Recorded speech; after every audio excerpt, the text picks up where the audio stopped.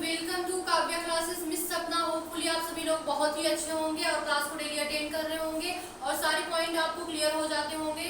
So thanks हमें support करने के लिए और हमें इतना ज़्यादा प्यार देने के लिए, ट्रस्ट करने के लिए।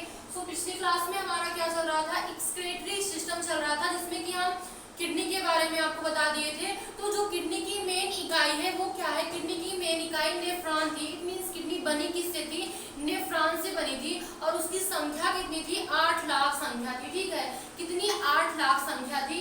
तो अब हम क्या देखेंगे कि देखिए छोटी सी किडनी, ठीक है, क्या बीन शेप्ड में इतनी छोटी किडनी, उसमें 8 लाख क्या प्रेजेंट थे, 8 लाख प्रेजेंट है नेफ्रॉन। अब सोचिए वो कितने छोटे होंगे नेफ्रॉन। तो पता है उसे जूम करके देखा गया तो जो उसका स्ट्रक्चर था ऐसे था। ठीक है, जूम करके जब उसे साइंटिस्ट ने देखा तो क्या था इसका स्ट्रक्चर,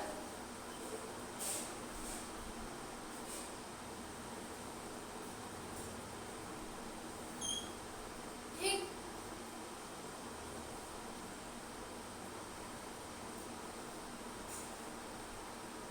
इतना इजी फिगर हम बनाते हैं कि चीजें आपको क्लियर हो बस। बाकी मेरा कोई एम नहीं होता है, बाकी तो फिगर आपको मिल जाएंगे, ऐसा है नहीं कि फिगर नहीं मिलेंगे, बहुत सारे नेट पे फिगर अवेलेबल हैं। ओके, इसका जो स्ट्रक्चर दिखा वो इस प्रकार था। ठीक है, नेफ्रॉन का जो स्ट्रक्चर दिखा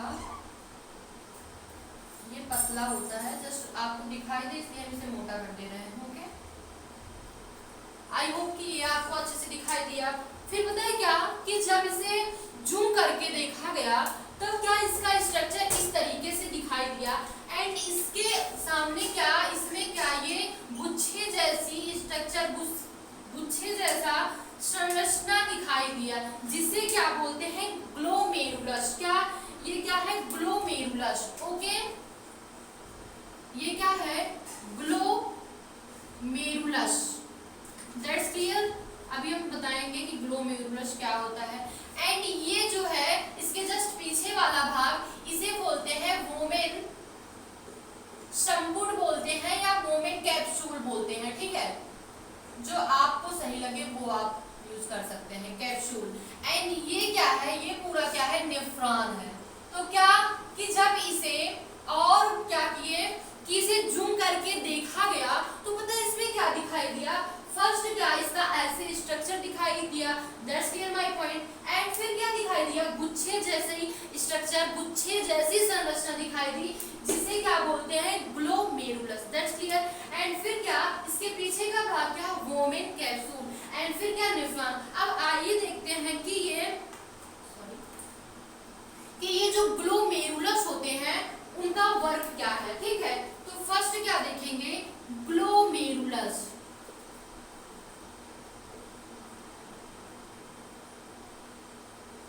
ग्लोमेरुलस। ओके, तो आइए देखते हैं एक एक चीज के बारे में हम अच्छे से डिस्कशन करेंगे। ओके, जिससे चीजें आपको क्लियर हो जाए। एंड सेकंड हमारा क्या है, वोमेन कैप्सूल या संपुट, कुछ जो आपको इजी लगे, संपुट, कैप्सूल। ठीक है, ओके। एंड थर्ड क्या है, थर्ड नेफ्रॉन। नेफ्रॉन जो कि पता है, देखिए ये जो हमारा किडनी है वह नेफ्रॉन से मिलके बना होता है, ये इसकी इकाई है। ठीक है, क्या है, इकाई है। इसलिए अगर हमें कभी क्या होता है, किडनी की स्टडी हम करते हैं तो किसके थ्रू, नेफ्रोलॉजी के थ्रू करते हैं। और अगर हमें किडनी से रिलेटेड कोई भी डिजीज होती है तो हम किस डॉक्टर के पास जाते हैं, तो नेफ्रोलॉजिस्ट के पास जाते हैं। That's clear my point. And अब हम देखेंगे ग्लोमेरुलस का क्या रोल है। ठीक है, ये जो ग्लोमेरुलस होते हैं इनका फर्स्ट काम क्या होता है, अल्ट्रा फिल्ट्रेशन करना। क्या, अल्ट्रा फिल्ट्रेशन करना। ओके, फर्स्ट इनका काम क्या है, अल्ट्रा फिल्ट्रेशन करना। इट मींस निस्पंदन करना। ठीक है, क्या, निस्पंदन करना।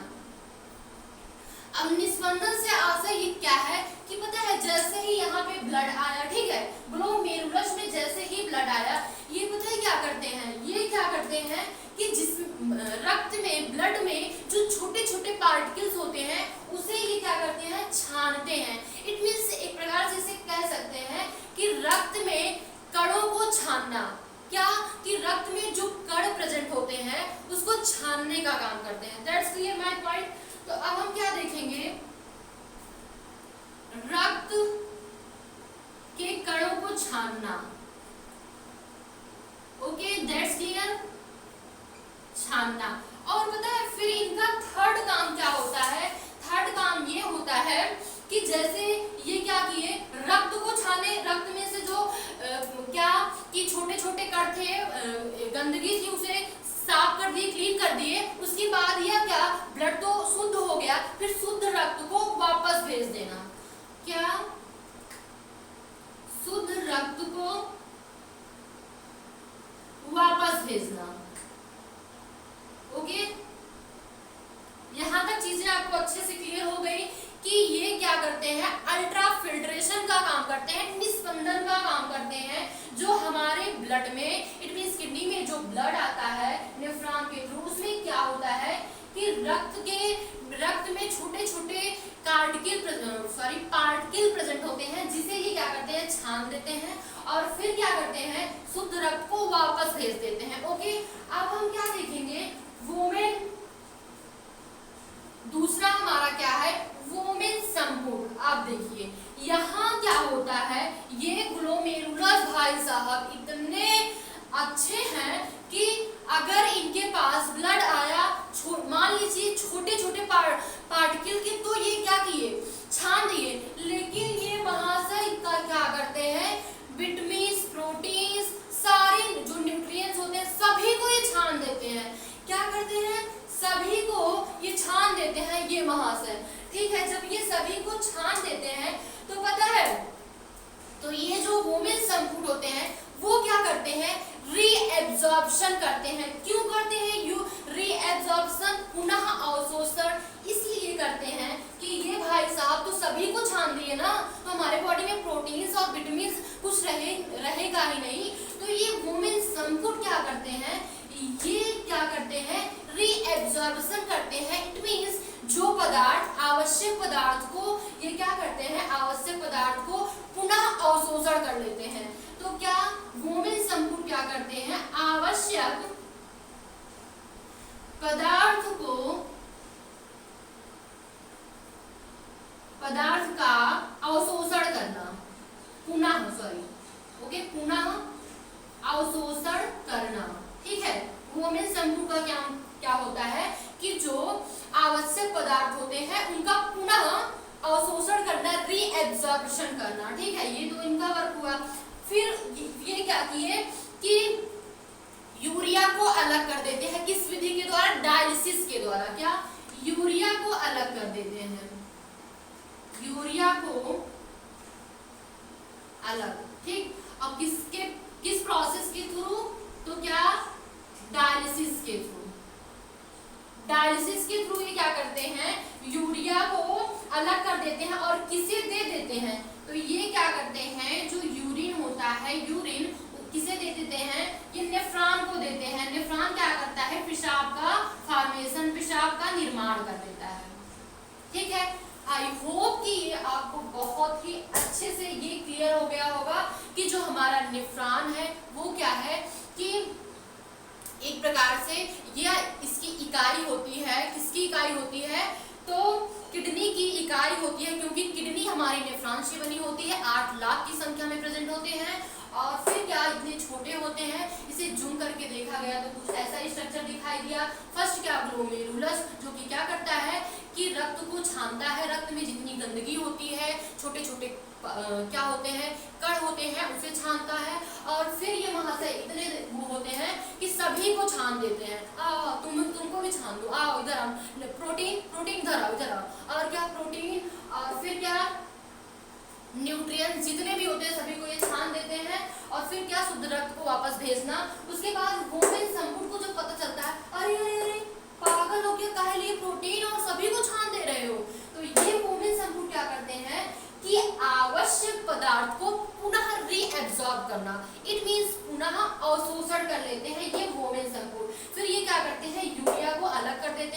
डायलिसिस के थ्रू, एंड फिर क्या होता है, नेफ्रॉन को दे देते हैं जो कि यूरिन पेशाब का निर्माण कर देते हैं। सो आई होप कि ये आपको बहुत अच्छे से क्लियर हो गया होगा। देन अब हम आगे बढ़ते हैं, ठीक है। इसे इरेज कर दे रहे हैं।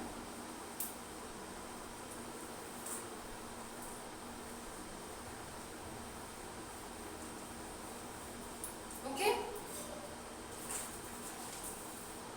अब हम क्या देखेंगे, जो ये यूरिन होता है, ठीक है, जो यूरिन होता है, क्या यूरिन,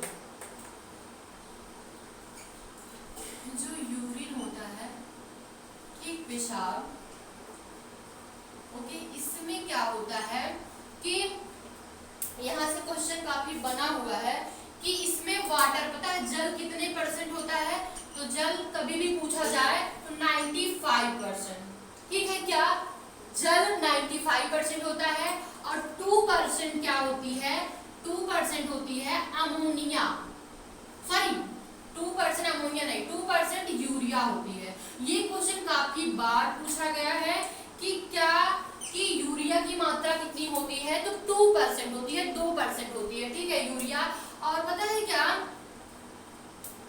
कि इनका जो पीएच होता है, ठीक है, इनकी जो पीएच वैल्यू होती है वो 4.8 होती है। इट मींस 4.8 है, इसका अर्थ ये है कि ये अम्लीय होते हैं, ठीक है, क्या अम्लीय होते हैं,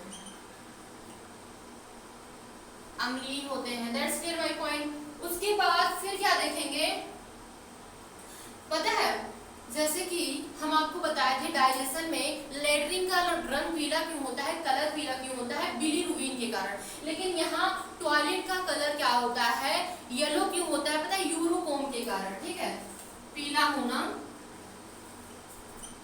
किसके कारण, यूरोक्रोम के कारण, ओके, किसके कारण, यूरोक्रोम के कारण होता है, ओके।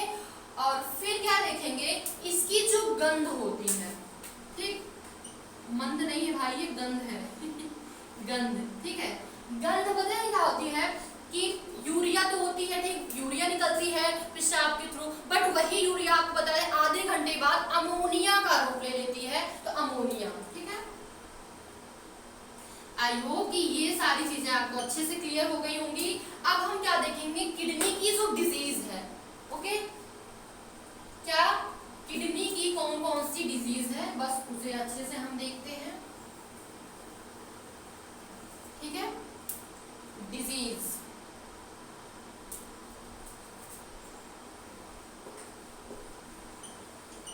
ठीक, डिजीज, किडनी की जो डिजीज है, बीमारी है या रोग है, जो भी आप बोले, ठीक है, इसमें पता है क्या होता है, इसमें आपने स्टोन सुना होगा जिसे पथरी बोलते हैं, क्या स्टोन, पथरी क्या होती है, ये कैल्शियम ऑक्सलेट की बनी होती है, ठीक है, स्टोन जो हो जाता है हमें, स्टोन पथरी किडनी में, तो वो क्या होता है कि ये कैल्शियम ऑक्सलेट, ओके।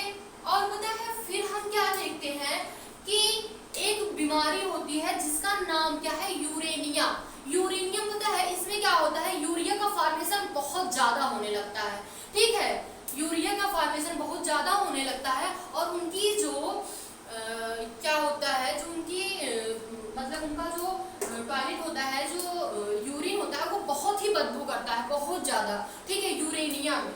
क्या जो सेकंड हमारी डिजीज है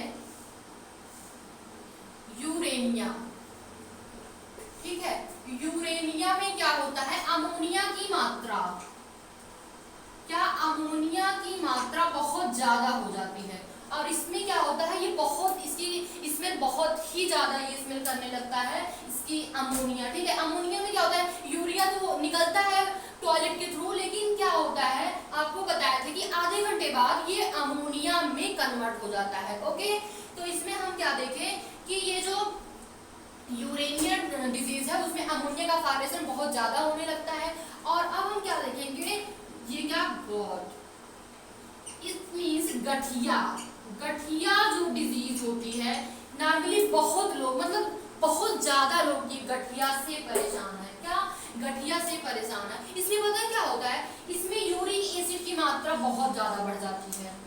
इसमें क्या होता है, यूरिक एसिड की मात्रा बढ़ जाती है, यूरिक एसिड की मात्रा बढ़ जाती है। अब बढ़ने का आशय ये है, पता है कि हमारी बॉडी में, ठीक है, जैसे जितने भी जॉइंट्स हैं, ये जॉइंट्स और नी जॉइंट्स, मतलब जहां जहां भी जॉइंट्स हैं वहां पता है क्या होता है, वहां एक साइनोवियल लिक्विड प्रेजेंट होता है। क्या? साइनोवियल लिक्विड प्रेजेंट होता है, तरल पदार्थ होता है, जो कि कहाँ, हर जॉइंट्स में फिल होता है, भरा हुआ होता है।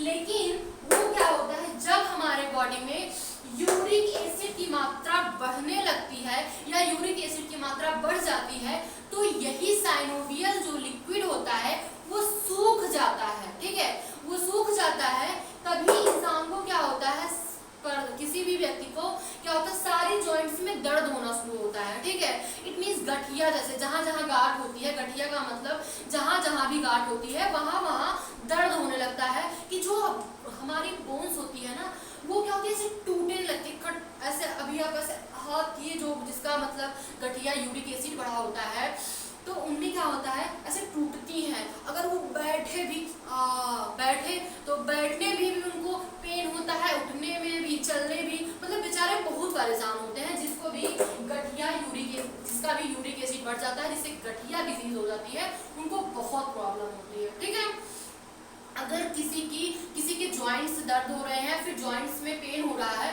सो प्लीज आप लोग क्या करेंगे, यूरिक एसिड का पहले टेस्ट करवाएंगे। यूरिक एसिड के अकॉर्डिंग आप लोग उसकी मेडिसिन करवाएंगे तो बहुत ही बेटर होगा। ओके, अब हम क्या समझेंगे, यहाँ तक तो चीजें क्लियर है। ये तो ठीक है, गठिया हो गया, दवा चलेगी, आराम हो जाएगा। सोचो जिसकी दोनों किडनी डैमेज हो गए, ठीक है, क्या कि दोनों किडनी डैमेज हो गई। दोनों किडनी डैमेज होने का आशय ये है कि आपको हम क्या बताए थे कि एक किडनी डैमेज हुई तब कोई दिक्कत नहीं है, हम चल सकता है, लेकिन दोनों डैमेज होती है तब इंसान मरता है। तो पता है क्या होता है कि अगर दोनों किडनी खराब हो गई, जैसे आपके रिलेशन में भाई बहन मम्मी पापा, यही सारे लोग तो आपको कुछ भी कर सकते हैं आपके लिए, बाकी तो कोई नहीं। ठीक है, तो ये क्या करते हैं, जैसे आपकी एक किडनी खराब हो गई तो भाई हुआ या दीदी हुई, कोई भी बोलता है कि हाँ चलो मैं अपनी किडनी दे रहा हूँ, एक आप ले लीजिए, आपका काम भी चले और मेरा। तो उसमें क्या होता है कि किडनी का ट्रांसप्लांट होता है, एक दूसरे की किडनी, मतलब जैसे क्या, इधर उनका ऑपरेशन हो रहा है, इधर उनका हो रहा है, उनकी किडनी उनके उसमें क्या निकाल के लगा देते हैं। That's clear. उसके बाद फिर क्या होता है कि किडनी जब डैमेज होती है, ठीक, किडनी डैमेज, तो इसका ट्रांसप्लांट होता है। ओके, क्या ट्रांसप्लांट होता है, तो इसके थ्रू क्या हो जाता है कि किडनी में किडनी लगा दी जाती है। That's clear. लेकिन फिर क्या होता है, यहाँ तक तो चीजें क्लियर थी, लेकिन अगर किसी मृत बॉडी से किडनी को निकालना है तो उसका टाइमिंग क्या है, उसका जो टाइमिंग है वो 48 घंटे है। ठीक है, 48 घंटे है। आई होप कि आपको क्लियर हो गया होगा, क्या 48 घंटे हैं। तो आज हम क्या देखिए, आज का जो हमारा ये था एक्सक्रीटरी सिस्टम जो था वो कंप्लीट हो गया, फाइनली कंप्लीट हुआ। सारे क्वेश्चन आपको क्लियर भी हो गए होंगे। जैसे कि ये क्वेश्चन पूछता है कि किडनी का मुख्य काम क्या होता है। फर्स्ट क्या करती है किडनी, किडनी का मेन काम ये होता है कि फिल्ट्रेशन करना, एंड सेकंड क्या करती है, रीएब्जॉर्प्शन करना, पुनः अवशोषण करना। ठीक है, दैट्स माय पॉइंट। तो आज हम नॉर्मली क्या देखे कि किडनी की जो इकाई थी, किडनी की इकाई क्या थी, किडनी की इकाई नेफ्रॉन थी, जो कि 8 लाख संख्या में प्रेजेंट थी। फिर हम आपको ये बताए कि सोचिए 8 लाख संख्या में प्रेजेंट थी, तो क्या इतनी ज्यादा संख्या में है और इतनी छोटी बेचारी किडनी, उसमें इतनी संख्या में नेफ्रॉन। ठीक है, तो उसमें सोचा गया कि बहुत छोटे छोटे ये रहे होंगे, तो ये क्या इसे जूम करके देखा गया माइक्रोस्कोप के थ्रू। तो पता है क्या दिखाई दिया, उसका स्ट्रक्चर जैसे हम आपको बताए थे कि वोमेन कैप्सूल, इसके थ्रू क्या ऐसे दिखाई दिया। फिर उसमें ग्लोमेरुलस भी प्रेजेंट था, और क्या वोमेन संपुट भी प्रेजेंट था, एंथर नेफ्रॉन भी प्रेजेंट था। तो जो ग्लोमेरुलस था वो क्या करता था कि सर्कुलेशन करता था, इट मीन्स निस्पंदन का काम करता था।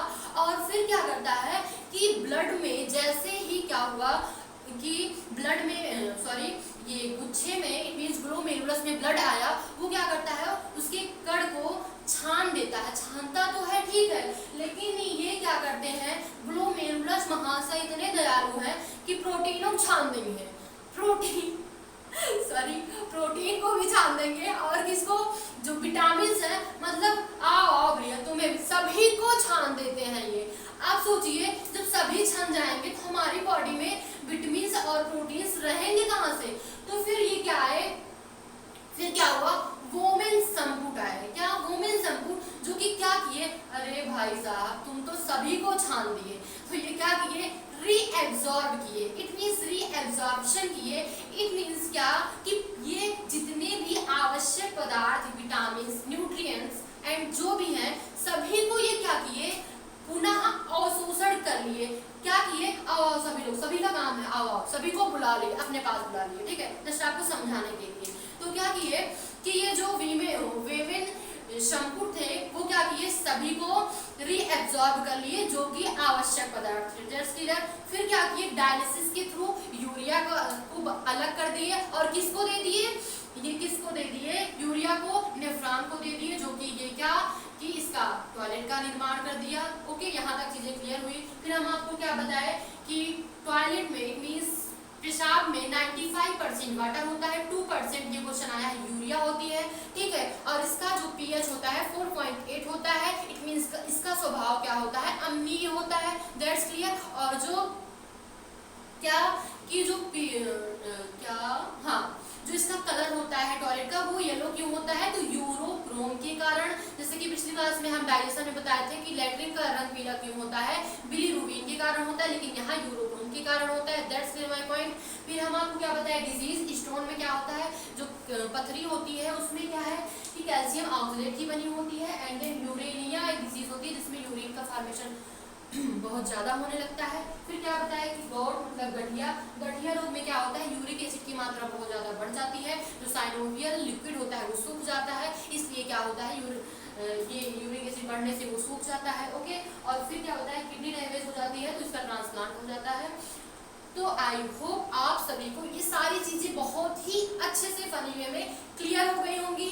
और फिर क्या जितना भी अच्छे से हम आपको समझाए, आज हमारा एक्सक्रीटरी सिस्टम फाइनली कंप्लीट हो गया। कोई भी कंफ्यूजन हो तो प्लीज कमेंट में जरूर बताइए, उसका रिप्लाई आपको मिलेगा। ओके, तो कोई भी कंफ्यूजन हो बताइए। और थैंक्स हमें इतना सारा प्यार देने के लिए, हम पे ट्रस्ट करने के लिए। So have a nice day, मिलते हैं कल। ओके।